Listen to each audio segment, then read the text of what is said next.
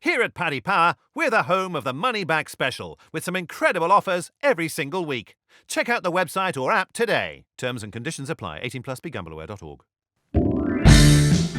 Hello and welcome back to the Football Postcast here on the Racing Post. My name is Jack Reeve. I'm joined in the studio with my colleagues Dan Childs and Liam Flynn. Good to have the boys here. And on the phone line from Paddy Power, we have got Emmett O'Keefe. Welcome back. It's international break. We've got some league fixtures to talk about as well. We'll get onto them at the end. But gents, let's start with the international break and England. The call up. Dan, any surprises? Ali, Lingard, Walker dropped? No, not really. I think Southgate is pretty uncomplicated with the way he does it. He likes to give young players a chance, and he also favours players that are in form. So Tomori has come in, done well for Chelsea, so he gets his call up.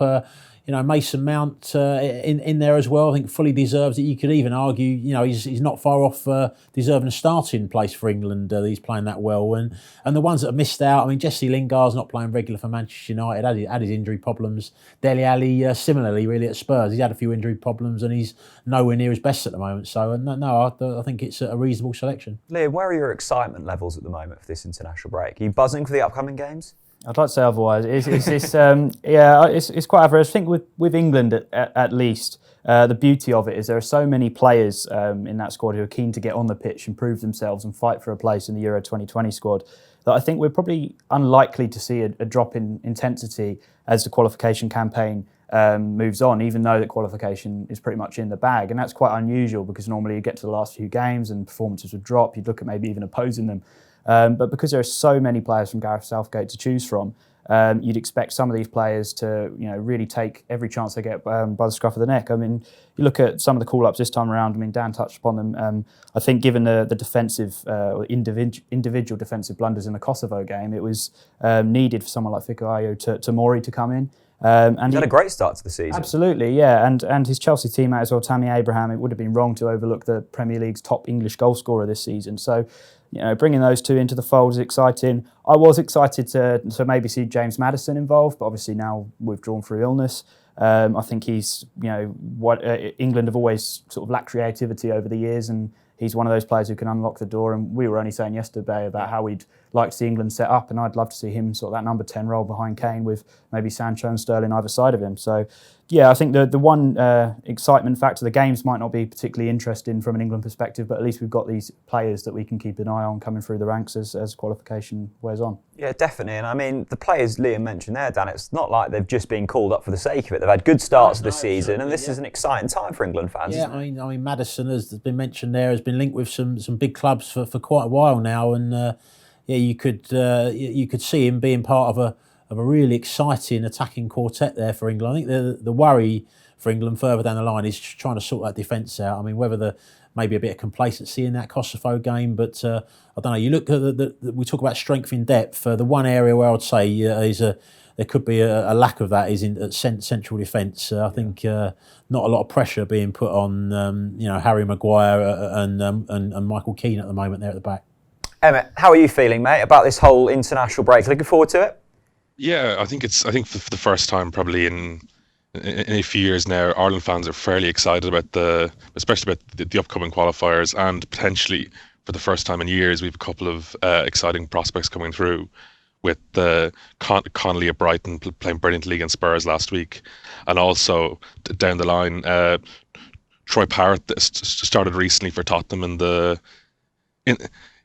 the League Cup, and he looks a hugely exciting player as well. So I think as in international breaks are generally not that exciting, but I think for Ireland fans this is probably as excited as we've been in a long time. Yeah, I mean, we touched on it there with England. There's a lot of exciting young talent. I've got the name written down, Aaron Connolly. I know you've just mentioned him there. Are there any other kind of players to really keep an eye on this break? Probably John Egan at Sheffield United's been pretty good at club level, and obviously Richard Keogh had a regrettable off-field incident, so he's no longer part of the squad. So I think probably just seeing how he goes, I'm expecting him to go fairly well. I think he'll probably actually be somewhat of an improvement from Keogh. So I don't think there's much of an issue there.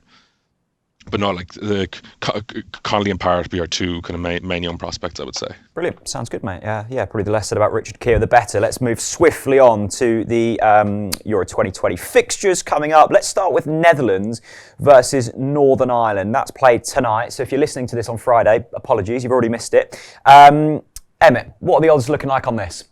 So Netherlands 1-7, draw 6-1, Northern Ireland 14-1.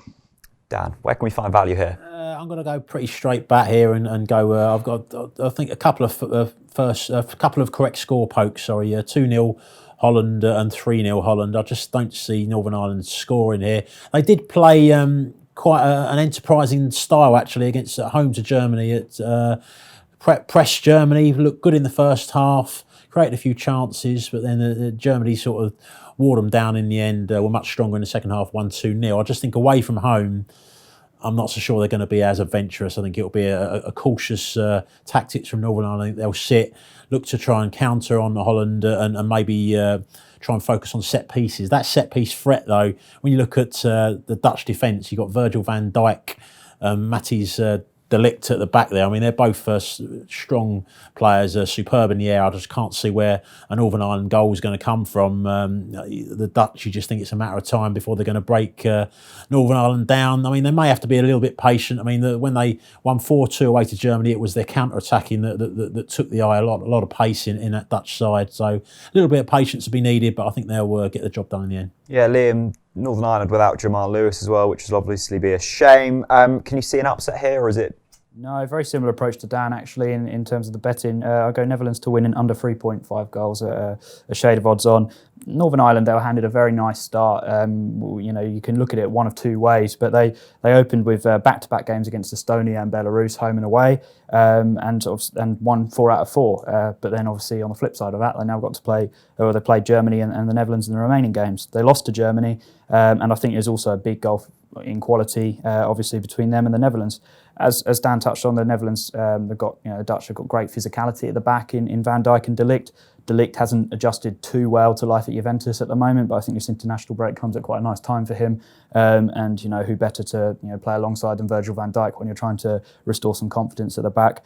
And Northern, I think even with the aerial threat that Northern Ireland might carry from set pieces, I think that's probably their best hope of getting on the score sheet. So I think it would be a narrow Netherlands win.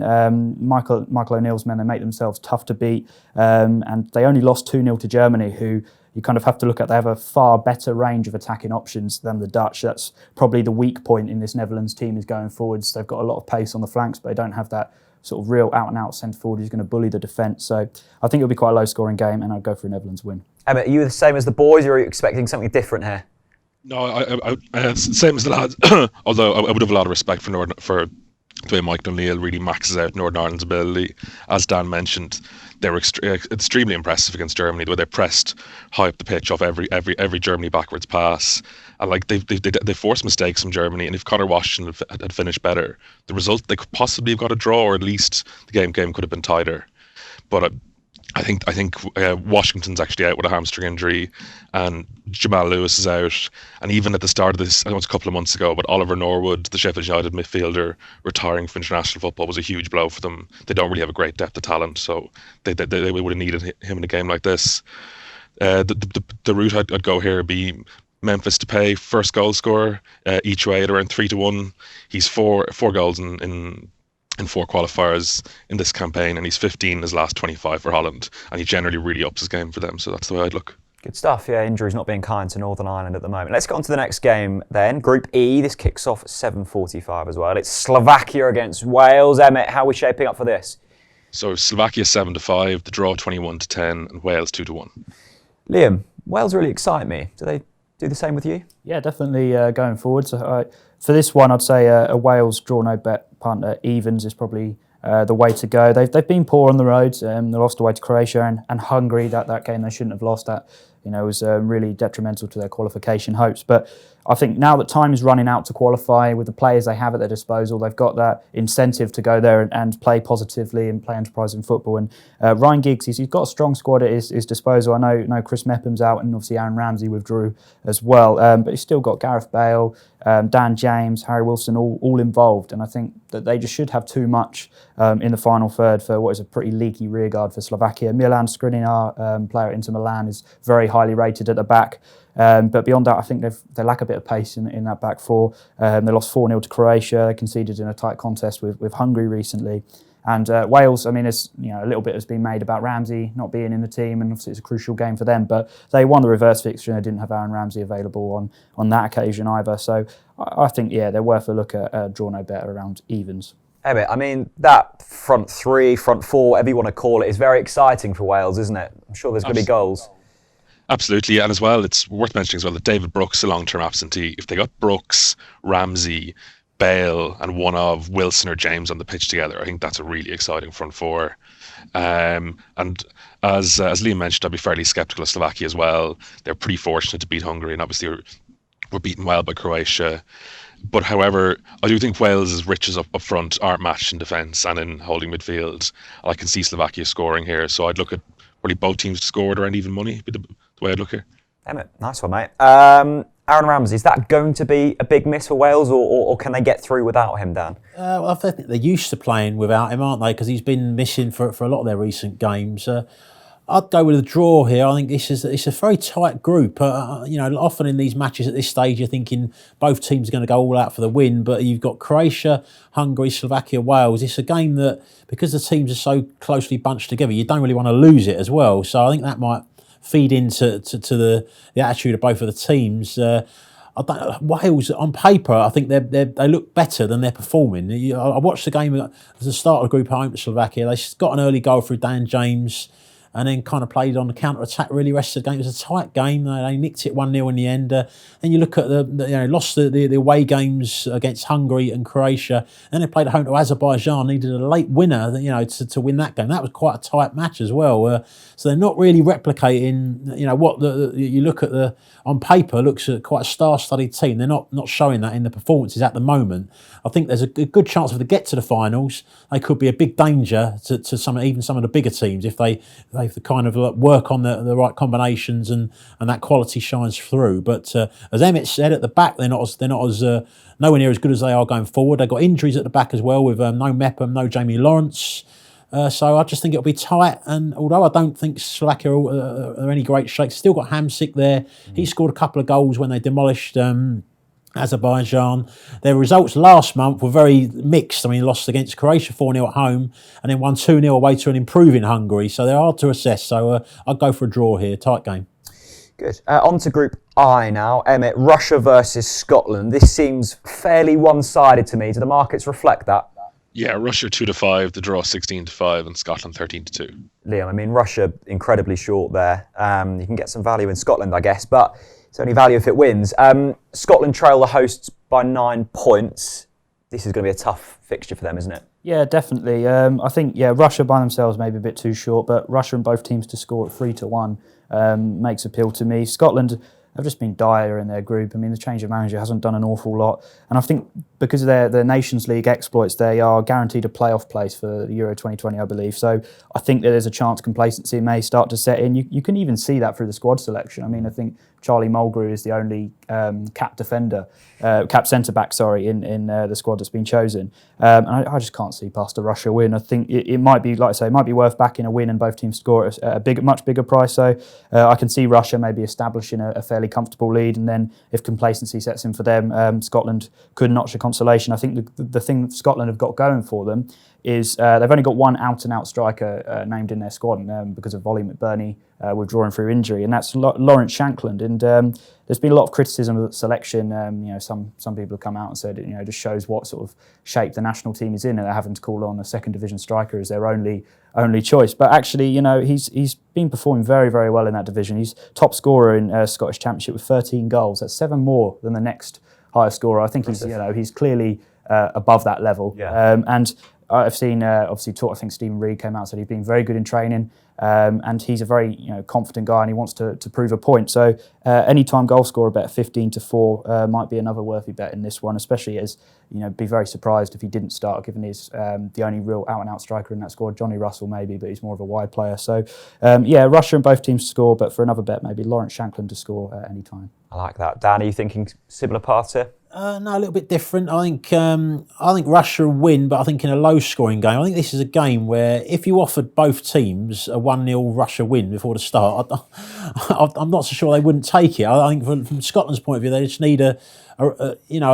better result. I mean, got stuffed, didn't they, 4-0 by Belgium last month, just to raise the confidence levels. And you wonder how seriously they're taking it. I mean, as Liam's mentioned about, they're already into the Nations League playoffs, can't qualify. Well, they can mathematically, but realistically, they're not going to qualify. They've left Kieran Tierney out, who's back fit again now for Arsenal. So that gives you an idea of how seriously they're taking it. They've overlooked, we talk about the lack of striking resources, but they've overlooked Stephen Fletcher, who's playing well for Sheffield Wednesday in the Championship. I mean, that feeds into it as well. Russia, you'd say that with that Scottish defence, not being the greatest, we mentioned Charlie Mulgrew is the only centre-back there that's been capped in the Scottish squad, but Russia don't score that many goals. I mean, their home games against Cyprus, they won 1-0. They won 1-0 at home to Kazakhstan as well. Are Scotland's defence going to be any worse than Cyprus's or Kazakhstan's? I'm not so sure. And another thing, feeding into the low goals angle, the Russian squad, you've got Artem Dzyuba, the big target man for Russia. He's got 21 goals at international level, but he's the only player for them that's got double figures in their entire squad. So low scoring Russia win for me. So I'll go Russia to win as the bet and under 3.5 goals at a shade of odds on. Emmett, I mean, this isn't great listening for Scotland fans, and it's a sad state of affairs that they're going over to Russia, as Dan said, almost hoping for a 1-0 defeat. Can you see any positivity for Scotland here? I think the positivity would be that I think they have the basis of a decent team. If they got Kieran Tierney back, Andy Robertson, obviously they play in the same position, but I think you could try and accommodate the both of them in the same team. John McGinn is a pretty good Premier League player. Ryan Fraser's a good player at Bournemouth. And Scott McTominay, despite United struggling for form, has been, I think, a pretty decent player for them. I think you can build a team around that. John Fleck, who's recently called up, I think has been superb for Sheffield United, especially most recently against Liverpool. Obviously, they're short up front, especially with McBurney pulling out of the squad. But I kind of feel there's a bit of a hangover from the Gordon Strachan era when they went very close to qualifying, actually played some reasonably progressive football qualifying for the World Cup. Then when Alex McLeish took over, the style of football kind of changed and the feel-good factor left the squad and a lot of players started pulling out, etc. So I think I would expect them to improve under Steve Clarke, but it might take a while. Like Dan said, I think Scotland will struggle for goals, and Russia haven't been that impressive recently. So I'd probably go Russia just to the edge to win to 0 at 11-10. Scotland fans, if you disagree with that, please do feel free to let us know in the comments section below. Right, Friday night's game, 7:45 kickoff in Group A. It's Czech Republic against England. Emmett, what's the market looking like for this? So Czech Republic are 11-2, the draw 16-5, and England are 4-9. Liam, I'm relatively excited for this actually. I'm not the biggest fan of international football, but yeah, excited for this. Are you? Yeah, well, I think there could be goals in it, and that's reflected by the tip. I'm going to give England to win and both teams to score. I just can't see England and not conceding. Firstly, Southgate, as we've said, he always prioritises form over reputation. And there's so many players in that squad who want to prove their worth, prove that they should be there in that squad next summer. And I think they could be dangerous right until the end of qualification, actually. They've won their first 4 games, 5-0, 5-1, 4-0, 5-3, and clearly got no issues in the final third. They're, such a distance ahead of the rest of the teams in this qualification group. Player to keep an eye on is obviously Tammy Abraham. I think he will be itching to get the shirt on, but we know that I believe if he does do that, then he can no longer pledge allegiance to Nigeria.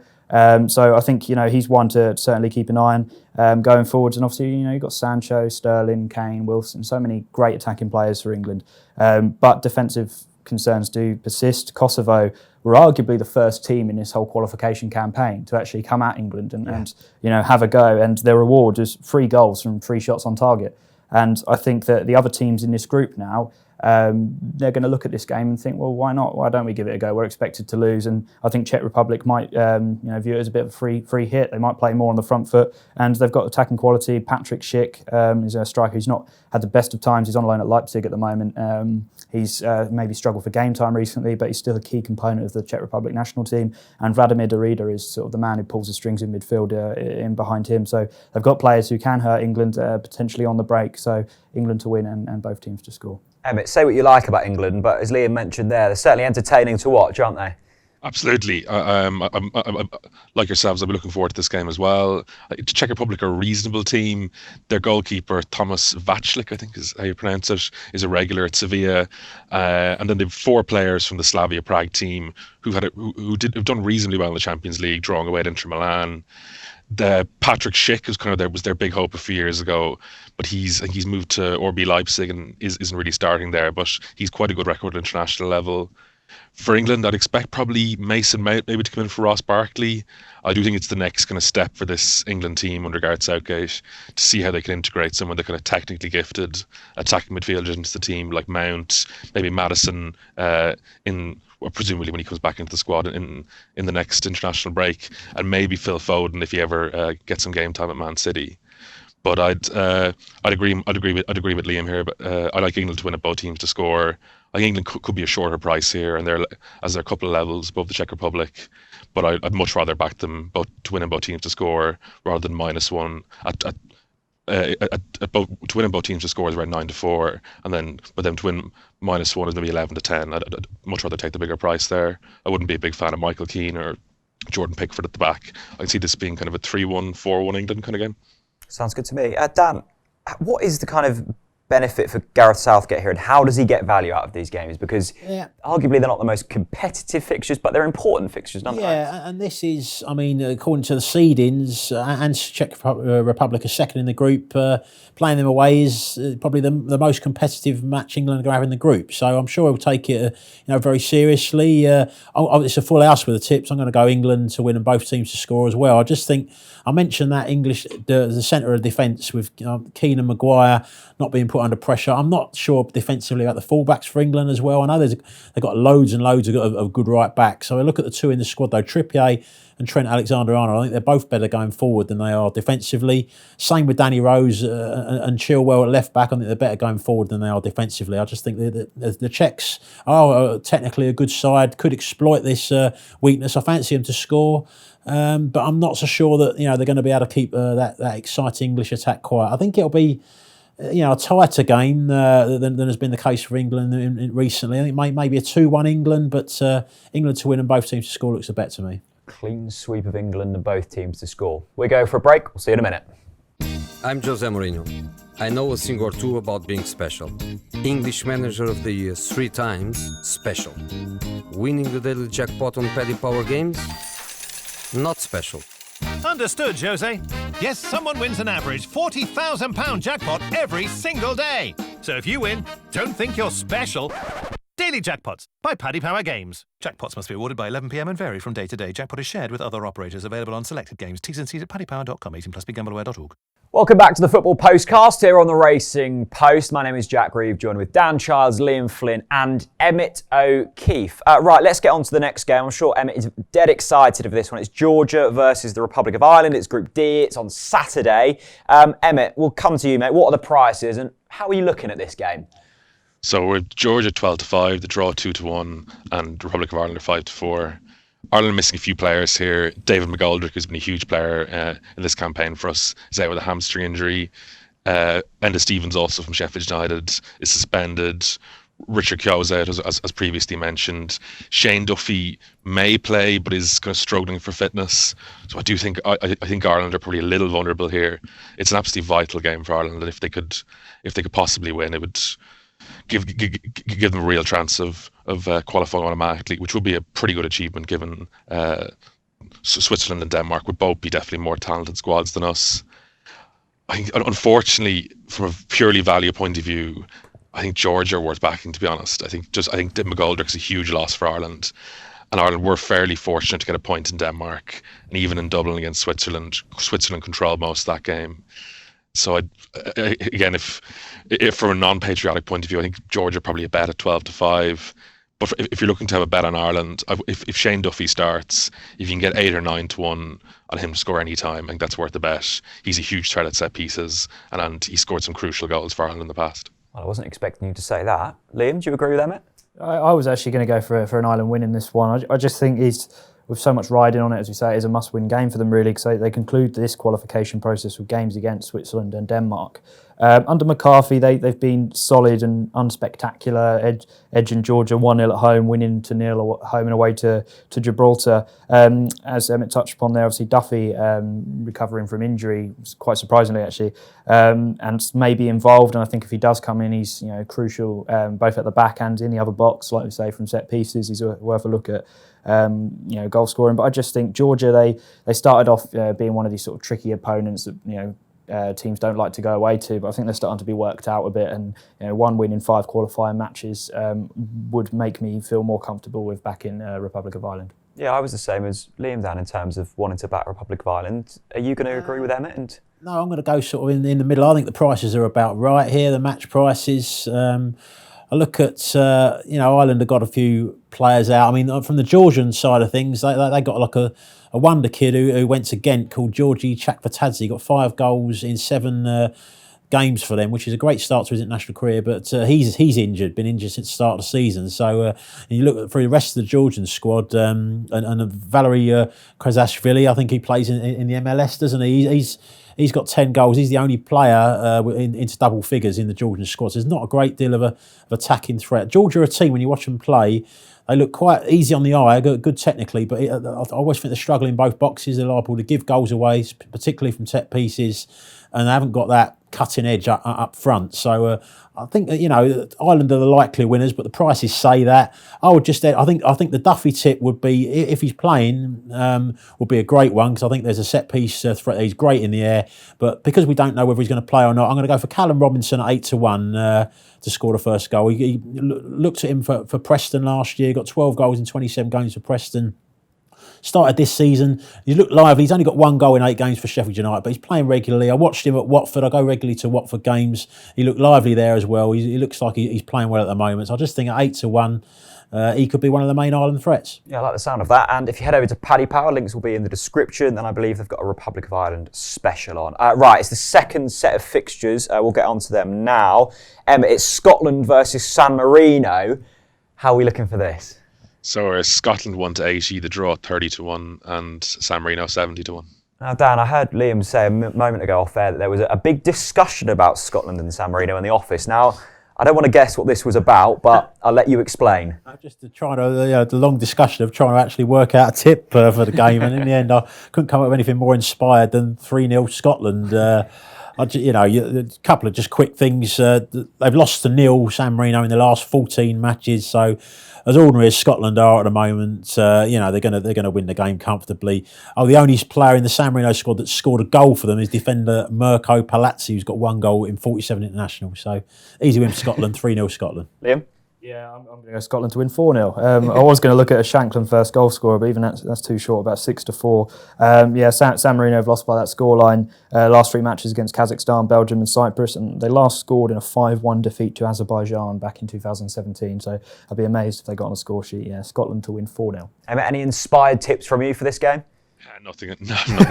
Definitely nothing original. I like the lads. Probably dutching the 3 or 4-0 scoreline is probably the way to go here.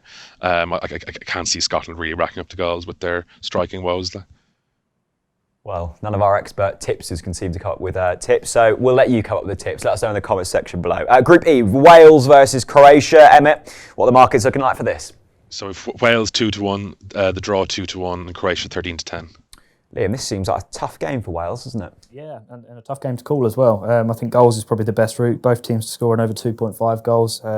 Croatia have blown hot and cold really since the World Cup. They drew with Azerbaijan, lost to Tunisia, but have beaten Spain. So I think given their patchy form, and Wales are a top-heavy side, as we said earlier on, a lot of quality in the final third, but not a lot going on at the back. And Croatia have scored in each of their last 8 games. So both teams score, and overs looks a good bet. Worth noting as well, it clicked in the reverse fixture between these sides. Very good. Dan? I feel that Croatia are a bit of a fading force at the moment. A lot of their better players are wrong side of 30 now. I'd just maybe take a chance on Wales winning this game at home. I think they'll look to win their home games to get one of those qualification slots. You look at, I know they won 4-0 away to Slovakia last month, but they've also Croatia, but they've also lost 2-1 away to Hungary and drawn 1-1 away to Azerbaijan. So bearing that in mind, take a chance on Wales. Emmett, what about you? I definitely agree with the lads there. But I think, like Liam, I'd like both teams to score here. I think, as Dan mentioned, the Croatia are a fading force really, with Rakitic, Modric, Perisic, Mandzukic, etc., all 30 plus. But and I think Wales can definitely get at them. But again, I wouldn't trust Wales' defence. I could see maybe 1-1, kind of 2-2 here kind of game. So both teams scored evens are above the way I'd look here. Yeah, definitely a tough one to call. Emmett, we'll come back to you, mate, for Bulgaria versus England. So yeah, Bulgaria 12-1, the draw 9-2, and England 1-6. Dan, England 1-6, very short, but about right, isn't it? I would look. I mean, I haven't seen the exact prices yet, but one way of bumping that up would be England to win and under 3.5 goals. I can see an England win, but not by a lot of goals here. Bulgaria, they don't often. They actually lost 3-2 to Kosovo last time, but before then, they'd gone 8 games at home where they'd not conceded more than 1 goal. Now, that included a 1-0 defeat at home to France in World Cup qualifying. So usually they don't concede lots of goals. So I would say England to win and under 3.5 goals. Liam, where do we find the value here? England double result. I think one way of getting with England is to back a fast start, either in the form of a first goal scorer bet, or, as I say, a double to have them as a double result bet. Of the 19 goals they've scored in qualifying so far, 13 have come in the first half, 8 in the first half hour. They won the reverse fixture 4-0. Shot count 17-4. They're thoroughly dominant, and I think with the rotation, they should be pretty fresh and ready to start on the front foot in Sofia. Where's your money going here, Emmett? I know Dan mentioned that Bulgaria do have a very good defensive record at home, but I really, having watched them against England in the reverse fixture, I thought they looked awful, and they've no real players of note. And as the lads have mentioned earlier as well, I think there's a lot of players in England squad who'll be desperate to impress and force their way into the squad. And the guy I can really see taking advantage here would be Tammy Abraham. I could see him getting at least 1 or 2 goals here. So I think he's worth a look in the first goal scorer markets when they come out, and then back England on the handicaps as well. So except for an awful defence and no players of note, all is plain sailing for Bulgaria. Tuesday the 15th, then it's Switzerland versus Republic of Ireland. Emmett, what are the odds? And we'll stay with you for your best bet on this. So Switzerland are 4-7, the draw 13-5, and Ireland are 4-1. Just one thing to mention here is that Ireland are very lucky that Liverpool's Xherdan Shaqiri has fallen out with the Switzerland manager Vladimir Petkovic. He was overlooked for the captaincy for Granit Xhaka, another Xhaka captaincy-related controversy. Shaqiri's really been a superb performer for Switzerland over the years, and he was outstanding in their run to the Nations League semi-finals. I watched him against Portugal there last summer, and he was really, really good, and he always ups his game for them. And you could really see them miss him when they were kind of short of creativity against Ireland in Dublin. They could dominate possession, but they were relying on a goal from Fabian Schär, the Newcastle centre half, and they really struggled to break Ireland down. So I'd look at unders here. I think it'll be a very low scoring game. Ireland will play very, very defensively, and it'll be, I think, maybe 1-0 Switzerland, or possibly even 0-0. Low scoring game, Liam, do you agree? Yes, Switzerland at under 3.5 goals for me. Ireland can handle the likes of Georgia and Gibraltar, but I think this is a different level playing against Switzerland, who of course made the Nations League semi-finals earlier in the year. They've got a strong spine of players who played together in the Bundesliga: Nico Elvedi, Denis Zakaria, Breel Mbolo. So I don't think they should have too much problems. Bundesliga is a very physical league, so I don't think they should have too many problems with Ireland's physical game and threat from set pieces. They dominated the reverse fixture in Dublin, one shot count 13-4. That said, McCarthy does always make his sides tough to break down, so I think it could be a low scoring win. Dan? I'd have a pot shot at Switzerland 1-0 correct score. I wouldn't want to put Switzerland in an acca or back them at short odds, because I've got a lot of respect for the way Mick McCarthy makes his teams tough to beat. They've already drawn not just the 1-1 at home to Switzerland, they've also drawn away to Denmark as well, Ireland. So that shows you that they can get results on these tough away trips. I think Switzerland will just nick it, but they're not got, as Emmett's mentioned, with Shaqiri out, there isn't a great deal offensive-wise. Seferovic, they're relying on a lot up front. He's got 17 goals in 62 internationals. That's not a fantastic strike rate. So a low scoring Switzerland win. Well, a lot of love for Mick McCarthy there. We'll go for a quick break and we'll see you in a minute. Everything is better when it's bigger. Paddy Power's Same Game Multi allows you to combine a number of selections from a single match into one big bet. Check out the Same Game Multi tab and get building your bet. Terms and conditions apply. 18+, begambleaware.org. Welcome back to the Football Postcast here on the Racing Post with me, Jack Reeve. Dan Childs and Liam Flynn join me in the studio, and we've got Emmett O'Keefe on the line from Paddy Power. Gents, we've gone through the international break, lots of exciting fixtures, but there's still League One and League Two action to be played. Let's get your best bets from there then, Liam. Yeah, so my best bet from Football League, Oxford to beat Doncaster. Carl Robertson has made Oxford play very well recently, especially at the Kassam Stadium, where they crushed, obviously, a strong West Ham team, 4-0 in the League Cup for a 3-0 win over Gillingham. Doncaster suffered a slight dip in form recently without a winning free, and I think they're worth opposing. Dan, any other fancies throughout the Football League? Yeah, I look at a couple of League Two ones. I thought Bradford, I think, is a nice, solid one of favourites to win away to Morecambe. Bradford are 6th, Morecambe 23rd. Haven't won a game at home this season. Bradford, I think they'll probably be looking at automatic promotion, not just the playoffs. And Morecambe, small squad, stretched even further by Jordan Cranston's ban. He was sent off when they lost 3-1 at Port Vale last weekend. The other, an outsider in League Two, I'd say Forest Green look overpriced to win that top of the table clash away to Exeter. Exeter are second, Forest Green are top. Forest Green not been doing that great on the stats, but the last two games they've looked a lot better. Won 4-0 away to Salford, won 3-1 at home to Crawley, nice and convincing. Exeter, they lost their last home game 3-1 at home to Grimsby. I think if Grimsby can win there, Forest Green can. Any teams taking your eye throughout the Football League? Yeah, I like over 2.5 goals in Peterborough v Lincoln.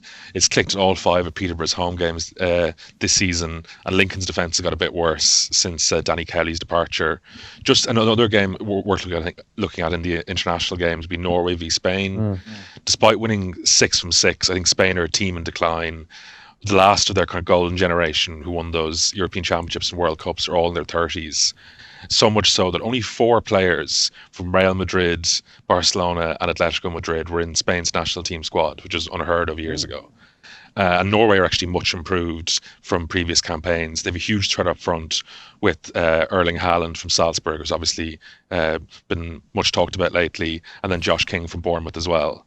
I think Norway double chance at 13-8 worth the bet, and both teams to score evens also worth the bet. Norway's defence can be a bit leaky as well. Time for my favourite bit of the show. Let's get on to the naps. This will not be beaten. Here we go then. Naps of the week. Emmett, we'll start with you. Yeah, so I look at Bristol Rovers here. It's more negative against MK Dons than it is pro Bristol Rovers. MK Dons are conceding an alarming amount of shots per game. They're 22nd in the league in terms of shots conceded, only Bolton behind them, and they're conceding 2.7 shots more than the team in 21st, which is a huge amount. And those stats are kind of starting to reflect in MK Dons league form. They've lost their last 4. And they were destroyed. They were destroyed by mid-table teams by mid-table Burton in their last game, beaten 3-0 and outshot 21-9. I think on the 4-man numbers, I think Bristol Rovers should be shorter than their current prices. We're at 11-10 evens. Sounds very convincing to me, Emmett. Dan, what about you? Yeah, another League One tip. I'm going to go for Accrington away to Rochdale. They're both lower part of the table. Accrington 18th, Rochdale 19th. But Accrington are playing a lot better in recent weeks. They're unbeaten in 4 games. That includes 2-2 draw at home to Oxford last week. I mean, Liam mentioned he likes the look of Oxford, so do I. The fact that Accrington have drawn that game 2-2, and apparently it was an evenly contested game, that shows that they're improving. They've got Colby Bishop up front, who's been scoring a few goals. Ofrand Zanzala's, he was injured. He's returned to fitness last couple of weeks. He's got a bit of pace about him, and he's a goal threat as well. Rochdale, they're really on a terrible run at the moment, and they're injury ravaged. They lost 3-2 away to Wimbledon, who had a terrible start to the season last weekend. And they're one player even worse off this weekend because their left back Rhys Norrington-Davis, who played virtually every week for them, he's with the Wales under-21s. So Accrington went to win at Rochdale. Liam, let's finish off the treble. Quite simply, Portsmouth to win at Fratton Park against Gillingham. Gillingham haven't won away this season. Portsmouth look like they may have turned a corner recently. Wins over Bolton and Doncaster, and with players like John Marquis and Brett Pittman up front, only a matter of time before they'll start stringing more results together. Yeah, so Portsmouth to win for me. Make sure to head over to Paddy Power for that enhanced treble. Thank you very much for tuning in to the Football Postcast this week. Thanks to Liam, thanks to Dan, and thanks to Emmett on the phone line. And we'll see you next week for another Football Postcast. Bye-bye. Friends, or maybe more. Earn a 20 quid free bet for every friend you refer to Paddy Power, thanks to our Friends with Benefits programme. Log in to your Paddy Power account and share your referral link to get started. Terms and conditions apply. 18+, begambleaware.org.